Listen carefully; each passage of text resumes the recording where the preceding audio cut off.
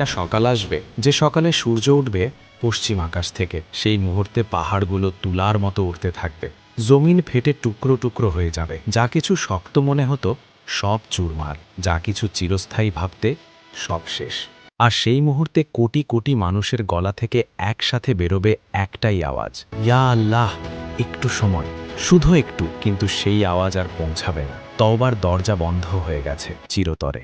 নবী সাল্লাল্লাহু আলাইহি ওয়াসাল্লাম বলেছিলেন, যেদিন সূর্য পশ্চিম থেকে উঠবে সেদিন কারো তওবা আর কবুল হবে না। সেদিন জবানে শুধু একটাই শব্দ বেঁচে থাকবে, হায়, শুধু হায়, শুধু আফসোস, শুধু কেন করলাম না। আল্লাহ সুবহানাহু ওয়া তাআলা কোরআনে তিন বার মনে করিয়ে দিয়েছেন, প্রতিটি জানকে মৃত্যুর স্বাদ নিতে হবে। মৃত্যুর পর ফেরার কোনো পথ নেই, সংশোধনের কোনো সুযোগ নেই, শুধু আল্লাহর হিসাব। জান্নাত ও জাহান্নাম একটা পুরনো সিদ্ধান্তের গল্প। ইমাম তিরমিজি ও ইমাম হাকিম একটা হাদিস বর্ণনা করেছেন। যখন আল্লাহ তাআলা জান্নাত বানালেন, জিব্রাইল আলাইহিসসালামকে পাঠালেন দেখতে। জিব্রাইল আলাইহিসসালাম ফিরে এসে আরজ করলেন, তোমার ইজ্জতের কসম, যে কেউ এর কথা শুনবে সে এতে ঢুকতে চাইবে। তারপর আল্লাহ জান্নাতকে ঢেকে দিলেন কঠিন ইমতিহান দিয়ে, সবর দিয়ে, ইবাদত দিয়ে। জিব্রাইল আবার দেখলেন, ফিরে বললেন, ইয়া রব, এখন মনে হচ্ছে এতে ঢোকা অনেক কঠিন হয়ে গেছে। তারপর আল্লাহ জাহান্নাম বানালেন। জিব্রাইল আসে দেখে কাঁপতে কাঁপতে বললেন, তোমার ইজ্জতের কসম, এটা দেখলে কেউ কখনো এতে যেতে চাইবে না। তারপর আল্লাহ জাহান্নামকে ঢেকে দিলেন দুনিয়ার মিষ্টি কামনা দিয়ে, আরামের মোড়কে, গুনাহের সুন্দর চেহারায়। জিব্রাইল আবার দেখলেন, এবার তিনি থর থর করে কাঁপছেন।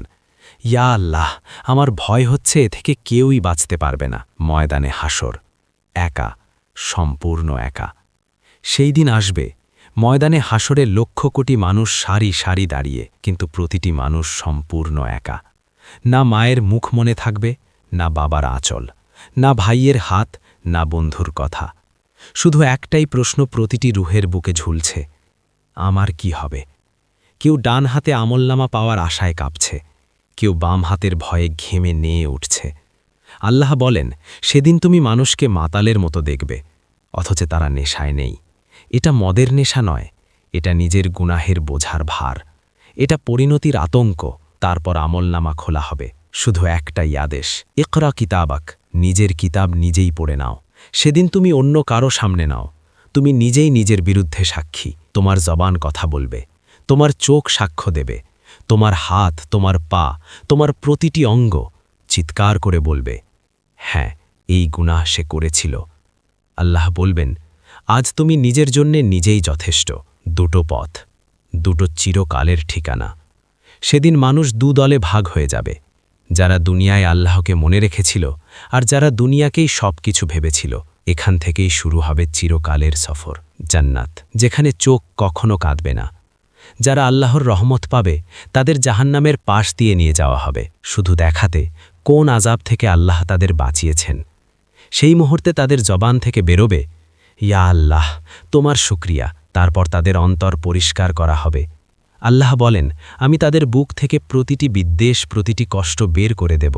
তারপর ফেরেশতারা স্বাগত জানাবে, সালামুন আলাইকুম, তোমরা পাক, এখন চিরতরে প্রবেশ করো।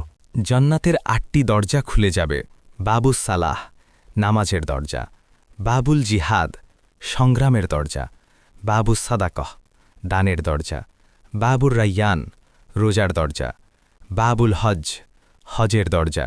বাবুল কাজিমিন, ক্ষমার দরজা। বাবুল ইমান, বিশ্বাসের দরজা। বাবুল জিক্র, স্মরণের দরজা। ভেতরে প্রবেশ করতেই চারদিকে শুধু নূরের আলো। জমিন এত নরম, এত ফুলে ভরা, প্রতিটি পদক্ষেপে পায়ে সুকুন। স্বচ্ছ পানির নদী বয়ে যাচ্ছে, দুধের নহর, মধুর শরবত যা মনকে মিষ্টি করে দেয়। বাতাসে জাফরানের সুগন্ধ। নবী সাল্লাল্লাহু আলাইহি ওয়াসাল্লাম বলেছেন, জান্নাতে এমন নেয়ামত আছে যা কোনো চোখ কখনো দেখেনি, কোনো কান কখনো শোনেনি, কোনো দিল কখনো কল্পনাও করেনি। জান্নাতবাসীরা আদম আলাইহের আকৃতিতে থাকবেন, উচ্চতা ৬০ হাত, চিরযৌবন। সেখানে কোনো দুঃখ নেই, কোনো ক্লান্তি নেই, কোনো বিদায় নেই। জান্নাতের মাটি হবে মেশকের, ইট হবে সোনা রূপার। আর আল্লাহ বলেন, সেখানে তোমরা চিরকাল থাকবে।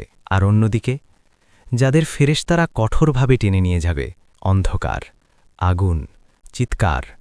আল্লাহ বলেন, তুমি কি জানো জাহান্নাম কি? এই আগুন শুধু চামড়া জ্বালায় না, এটা অন্তর পর্যন্ত পৌঁছে যায়। আর সবচেয়ে ভয়াবহ আযাব, যখন তাদের চামড়া জ্বলে শেষ হয়ে যাবে, আল্লাহ নতুন চামড়া পরিয়ে দেবেন। আবার জ্বলবে, আবার নতুন চামড়া, আবার জ্বলবে। এই সিলসিলা থামবে না। পান করার জন্য ফুটন্ত পানি, যা নাড়ি ভুঁড়ি গলিয়ে দেবে। খাওয়ার জন্য জাক্কুম গাছ, যার বিষাক্ত ফল পেটে গিয়ে আগুন হয়ে জ্বলবে। আর তখন তারা চিৎকার করবে, হায় যদি মৃত্যু আসত। কিন্তু কুরআন বলে, তারা মৃত্যু চাইবে, কিন্তু মৃত্যু আসবে না। না বিরতি, না শেষ, না আর একটাও সুযোগ। কুরআন কি মিথ্যা বলেছিল? তখন কেউ কাঁদতে কাঁদতে বলবে, ইয়া আল্লাহ, আমরা তো তোমার সম্মানের খাতিরে অন্যদের মাধ্যমে দোয়া করতাম। আল্লাহ বলবেন, আমি কি আমার কিতাবে স্পষ্ট বলিনি? সূরা ইউনুস আয়াত 18।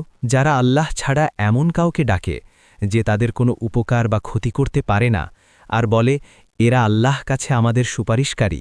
সূরা আহকাফ আয়াত 5। তার চেয়ে বেশি গুমরাহ আর কে, যে আল্লাহ ছাড়া এমন কাউকে ডাকে যে কিয়ামত পর্যন্ত জবাব দিতে পারবে না। আর কেউ বলবে, আমরা তো কোরআন পড়তাম, কিন্তু বুঝতে চেষ্টা করিনি।